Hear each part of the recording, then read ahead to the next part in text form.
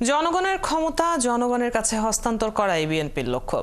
একই সাথে দীর্ঘ লড়াই সংগ্রাম শুধুই ফ্যাসিবাদ পতনের লক্ষ্যে ছিল না বলে জানিয়েছেন বিএনপির স্থায়ী কমিটির সদস্য নজরুল ইসলাম খান।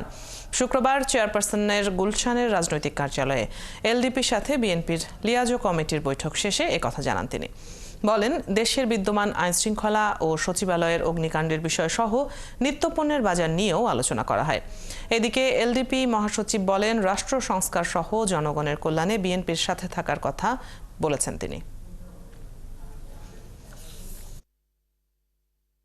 যে লড়াই ছিল আমাদের এতদিন ধরে, সেই লড়াইটা শুধুই ফ্যাসিবাদের পতনের লড়াই ছিল না। লড়াইটা ছিল আমাদের দেশের মানুষের গণতন্ত্র, গণতান্ত্রিক অধিকার পুনরুদ্ধারের, যাতে করে তাদের ক্ষমতা জনগণের হাতে ফিরিয়ে দেওয়া।